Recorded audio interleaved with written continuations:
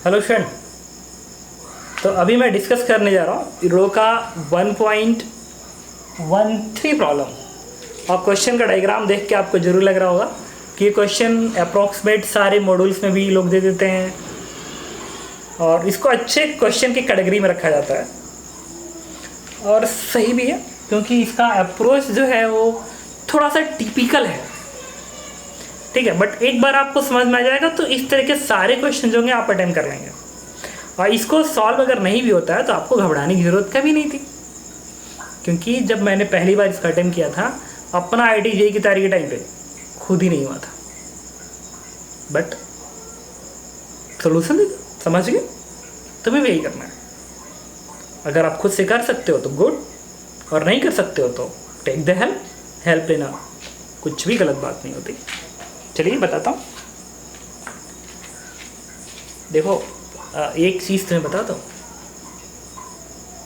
ये दुनिया का सबसे बड़ा सच्चाई है। अगर सबसे ज़्यादा सक्सेसफुल इंसान को उठाओगे ना तो तुम पाओगे कि बहुत सारे फेलियर प्रोसेस से निकला हुआ है। विदाउट फेल हुए कोई सफल होता ही नहीं है, और अच्छे से सफल नहीं होता है। फेल होना जरूरी है। देखो जितने बहुत बड़े साइंटिस्ट थे वो बहुत बार फेल हुए, बट डिटर्मिनेशन था, यस आई कैन, तो उन्होंने किया। आप भी वही करो। देखिए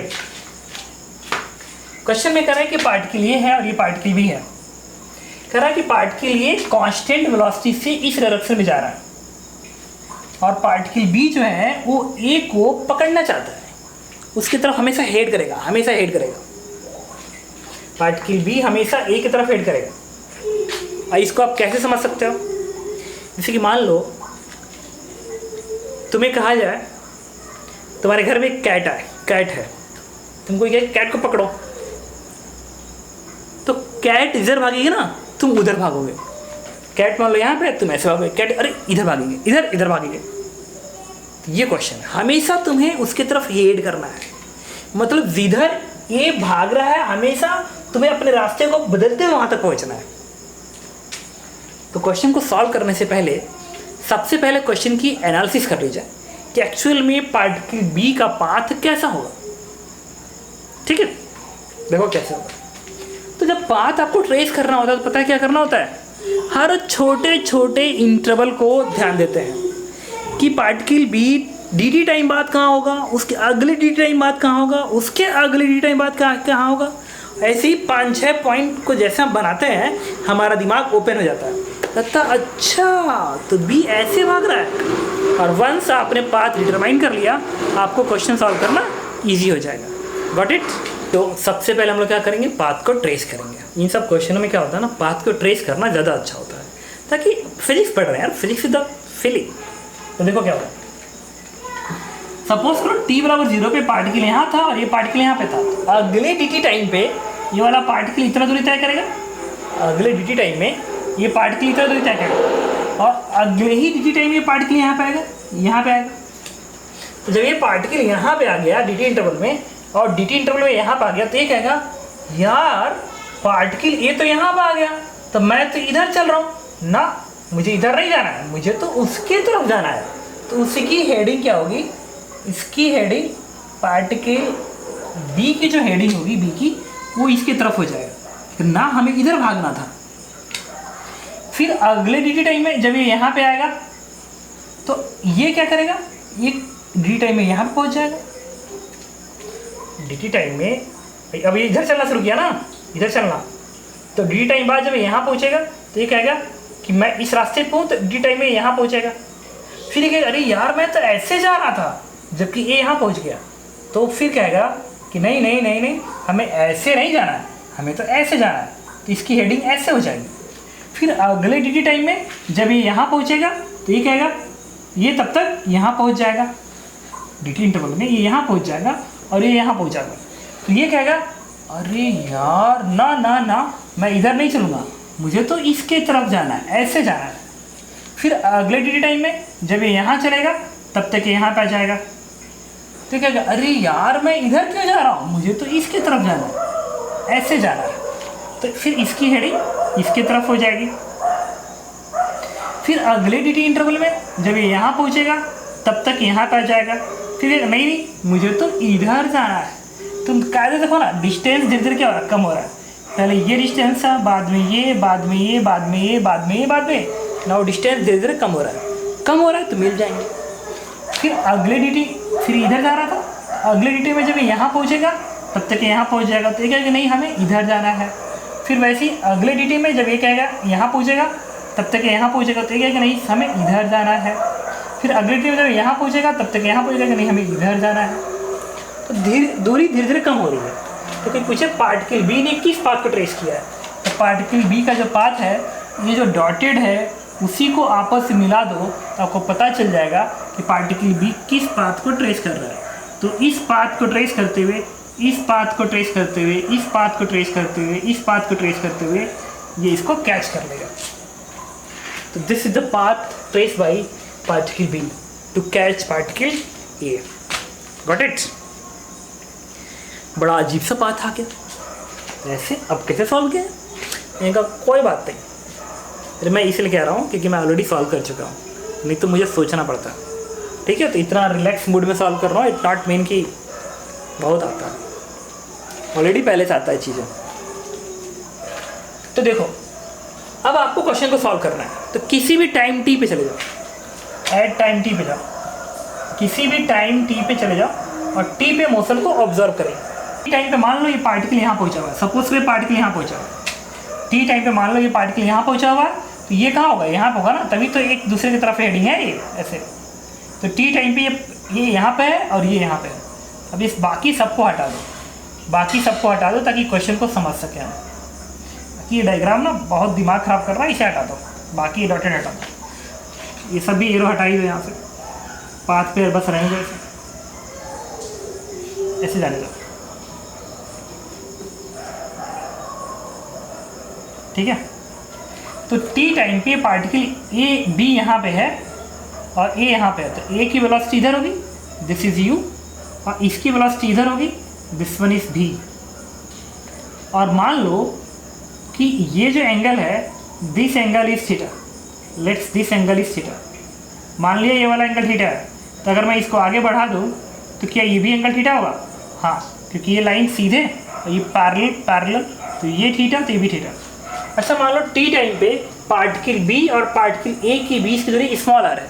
let's distance between particles A and particle B at time T is small are.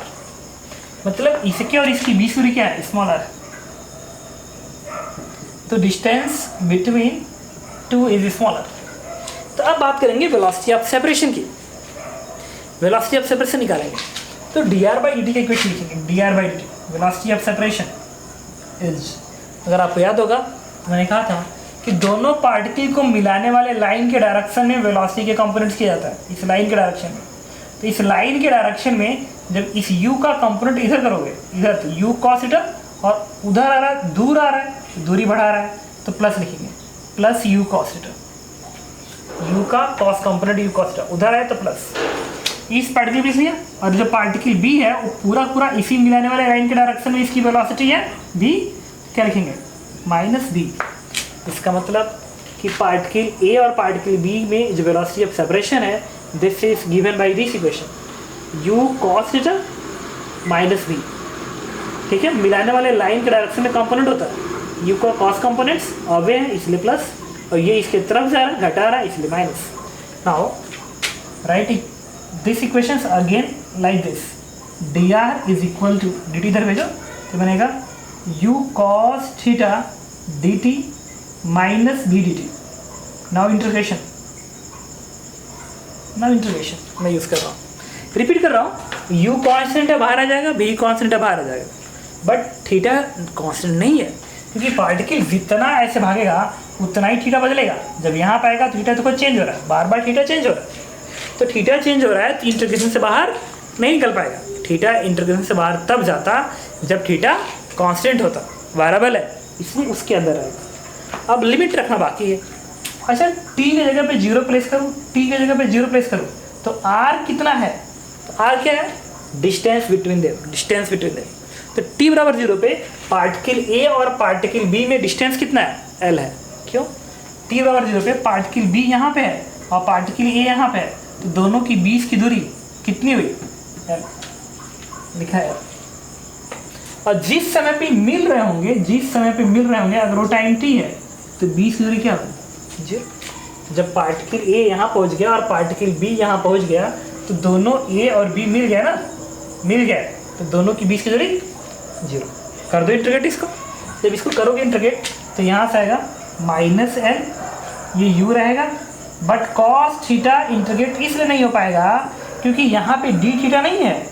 अगर यहाँ पे d थीटा होता तब cos थीटा के इंटीग्रेशन क्या लिखते, -sin थीटा, नहीं cos थीटा होता sin थीटा, ठीक है, तब इसको लिख पाते।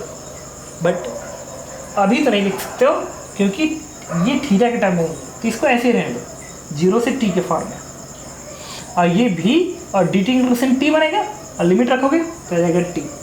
Now equation number 1। अब देखो टाइम निकाला जा सकता है बशर्ते इस इंटीग्रेशन की वैल्यू कहीं ना कहीं से मिल जाए, हम आंसर निकाल लेंगे। तो मेरा दिमाग अब फंसा हुआ इस चीज़ में कि ये जो इंटीग्रेशन का पार्ट है जो इंटीग्रेट नहीं हो रहा है, या तो मैं इसको इंटीग्रेट कर दूँ या तो इसकी वैल्यू कहीं ना कहीं से निकाल दूँ, हमारा आंसर आ जाएगा। नहीं तो चलिए हम बात कर रहे हैं कि इसकी वैल्यू कहाँ से आएगी। तो मैंने क्या किया, इसके लिए कहा कि काम करते हैं, सपोज करो ये पार्टिकल यहाँ पे, ये पार्टिकल यहाँ पे टी टाइम पे, इसको ऐसे एक हॉरिजॉन्टल लाइन दिखा दी ऐसे, और एक लाइन और यहाँ पे हॉरिजॉन्टल करो वर्टिकल लाइन दिखा दी ऐसे, वर्टिकल लाइन, एक वर्टिकल लाइन ये है और एक वर्टिकल लाइन ये है, ये तो ये दो वर्टिकल लाइन है। बस इस पार्टिकल की वेलोसिटी भी ऐसे है और इसकी वेलोसिटी ऐसे है। इस डायग्राम को दोबारा बनाओ, देखो ऐसे, ये पार्टिकल यहाँ पे है स्पीड u से, और इसको ऐसे बढ़ा दो एक तरह से, ये स्ट्रेट लाइन और ये वेलोसिटी भी ऐसे है, दिस इज v। ये वाला एंगल थीटा है, दिस एंगल इज थीटा, इसको ऐसे ही रहेगा। ये पार्टिकल कौन सा है, ये है, ये पार्टिकल भी है। अगर मैं कहूँ कि मान लो ये दूरी x के बराबर है, ये दूरी x के बराबर है, और अब आपसे मैं कहूँ कि इस लाइन के डायरेक्शन में dx/dt लिखिए, dx/dt, dx/dt क्या है, इस पॉइंट और इस पॉइंट के बीच दूरी है। मतलब कायदे से पार्टिकल A और पार्टिकल B के बीच की हॉरिजॉन्टल दूरी है, what is x, particle A और पार्टिकल B के बीच की हॉरिजॉन्टल दूरी है, बीच की हॉरिजॉन्टल दूरी है, तो इधर भागेगा और ऐसे भागेगा, तो बीच दूरी क्या होगी, चेंज होगी। तो व्हाट, रिपीट करो, what is x, x is horizontal, underline है, horizontal distance between particle B and particle A। अब dx/dt निकालना है, तो dx/dt मतलब इस डायरेक्शन में वेलोसिटी के कंपोनेंट्स होंगे और दोनों पर लगेंगे क्योंकि x इसके और इसके दोनों के बीच की दूरी है, ठीक है। तो देखिए क्या करेंगे dx/dt के लिए, ये u से दूर जा रहा है, अच्छा x का डायरेक्शन है ये है, इस डायरेक्शन में कंपोनेंट हो गया, इस डायरेक्शन में कंपोनेंट हो गया, ये u से दूर जा रहा है, u से दूर जा रहा है तो प्लस u, और ये v cos का कंपोनेंट इधर आएगा, इधर तो दूरी घटाएगा ना x वाली, तो -v cos थीटा। तो आप ऐसे लिखेंगे। ये समझ में आ रहा है मैं कैसे कर रहा हूँ, आना चाहिए समझ में यार, नहीं समझ आ रहा है क्या, मतलब एक तरह से ना दोनों के बीच की दूरी है x, तो x रिलेटिव बोल सकते हो ऐसे। अरे अगर नहीं समझ आ रहा तो भी समझाता हूँ, देखो कैसे। इस पार्टिकल की x डायरेक्शन की वेलोसिटी बताओ, पार्टिकल A की x डायरेक्शन की velocity this is u, particle की x की वेलोसिटी u है, और पार्टिकल B की x डायरेक्शन की वेलोसिटी बताओ कितनी है, देखो ये v है, ये थीटा, x की डायरेक्शन वेलोसिटी क्या आएगी, v cos theta, v cos theta, it is v cos theta. अब अगर मैं पूछूं कि A और B के बीच की दूरी है, x कोऑर्डिनेट है, इसका x कोऑर्डिनेट और इसका x कोऑर्डिनेट की बीच की दूरी बताइए, तो क्या आएगा, x से -xb का डिफ्रेंशिएशन में चाहता हूँ d/dt, मतलब इसका x कोऑर्डिनेट इतना और इसका x कोऑर्डिनेट इतना, तो दोनों के बीच की दूरी का रेट ऑफ चेंज चाहता हूँ, तो यही तो बेसिकली यही तो रिलेटिव है। एक्स आर क्या होगा, एक्स से माइनस एक्स भी, तो मैं इसकी जगह पे लिख सकता हूँ। और ये क्या अलग अलग करो डिफ्रेंसिएशन को, तो क्या बनेगा डी एक्स से upon D T minus D X B upon D T, और डी एक्स से अपॉन डी टी क्या है यू यू, और D X B by D T क्या है वी कॉस थीटा। लग गया, आ गया। तो एक्स आर क्या है बेसिकली, एक्स आर क्या है, पार्टिकल ए का एक्स कोऑर्डिनेट और पार्टिकल बी का एक्स कोऑर्डिनेट का डिफरेंस है। What is X R, repeat कर रहा हूँ, X R is difference of X coordinate of particle A and particle B. D T इधर भेज दीजिए, लिखेंगे D X R U D T minus B cos theta D T. Now integration, U constant बाहर आ जाएगा। अच्छा x में ही क्यों किया, रीजन था कॉस थीटा को लाना था, क्योंकि हमारा टारगेट था कॉस से लाना। मैं अगर वाई में कंपोनेंट्स करता, अगर मैं इसको वाई बोलता, वाई रिलेटिव, तो अगर लिखता तो भी का साइन थीटा था, भी का साइन थीटा। हमें भी का साइन थीटा नहीं चाहिए, हमें कॉस का मतलब है, कॉस की जरूरत है, साइन की नहीं। कॉस की इंटरप्रिटेशन की जरूरत है, साइन की इंटरप्रिटेशन की नहीं। इसीलिए मैं वाई में नहीं गया, मुझे किधर जाना पड़ा, एक्स में, ताकि एक्स में कॉस थीटा फंसेगा इंटीग्रेशन में और हमें आंसर मिल सकता है। Got it. देखिए इंटीग्रेशन, यहाँ पे टाइम 0, यहाँ पे टाइम 0, यहाँ पे एक्स कोऑर्डिनेट का डिफरेंस t बराबर 0 पता ना है। अच्छा t बराबर 0 पे पार्टिकल ए यहाँ था, पार्टिकल बी यहाँ था, तो t बराबर 0 पे पार्टिकल ए का एक्स कोऑर्डिनेट क्या है 0, और पार्टिकल बी भी तो वाई एक्सिस पे है, तो ये भी क्या होगा 0। t बराबर 0 पे इस पार्टिकल का एक्स कोऑर्डिनेट 0 और इस पार्टिकल का भी एक्स कोऑर्डिनेट 0, तो what will be the difference of X coordinate 0 minus 0 0। और t टाइम पे जब मिल रहे होंगे तब तो एक्स कोऑर्डिनेट डिफरेंस वैसे भी 0 है, क्योंकि जब ये मिल रहे होंगे यहाँ पे तो पार्टिकल ए का एक्स कोऑर्डिनेट इतना और पार्टिकल बी का भी एक्स कोऑर्डिनेट इतना, तो डिफरेंस क्या आएगा 0, क्योंकि ए बी दोनों जहाँ मिले होंगे तो एक्स कोऑर्डिनेट सेम आ जाएगा, तो डिफरेंस क्या आएगा 0। अच्छा इसको करोगे इंटीग्रेट, 0 से 0 है ना, तो 0 आएगा इक्वल टू, यहाँ से आएगा यू टी डी टी की इंटीग्रेशन टी, यहाँ से आएगा भी इंटीग्रेशन ऑफ 0 से t cos theta D T रहने दो। अब मैं आगे बढ़ा रहा हूँ इधर। अच्छा इस वाले को इधर भेज दो, तो यू टी बनेगा माइनस यू टी, और इस माइनस को प्लस कर देगा, बन जाएगा इतना। अब इस भी को उठा के यहाँ भेज, आपने पता है क्या निकाल लिया, आपने निकाल लिया 0 से t cos theta D T की जो वैल्यू होती है it is U T upon B होती है।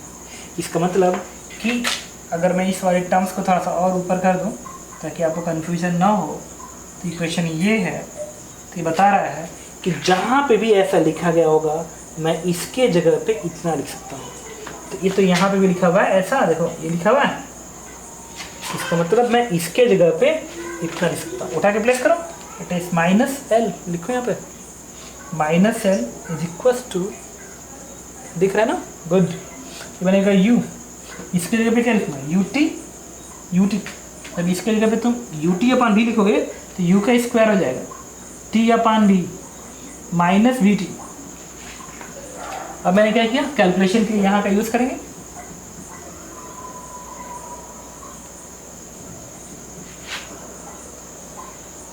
देखिए यहाँ से टी कॉमन निकाल लो, इसके इधर मल्टीप्लाई करो, तो बनेगा minus L is equal to U square minus B square upon B into T, B square.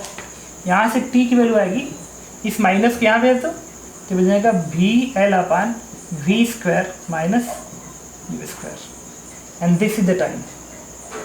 अच्छा ये टाइम जो आया है कि इतने टाइम में पार्टिकल बी पार्टिकल ए को पकड़ लेगा यहाँ पे, लेकिन ये टाइम तभी पॉसिबल है जब भी की वैल्यू यू से ज़्यादा हो। It is only possible under this condition. इसका मतलब बी की स्पीड ए से ज़्यादा होगा तभी पकड़ पाएगा। ये तो वैसे भी ऑब्वियस है और होना भी चाहिए, नहीं बस देखिए ये बहुत तेज़ भाग रहा है और ये धीरे धीरे भाग रहा है, धीरे धीरे, तो ऐसे घूमते हुए वो बहुत दूर निकल जाएगा, और जब बहुत दूर निकल जाएगा तो ये इसको पकड़ कैसे पाएगा भाई। पकड़ने के लिए एक बार तो हॉरिजॉन्टल आना पड़ेगा, इसको एक बार तो हॉरिजॉन्टल आना पड़ेगा।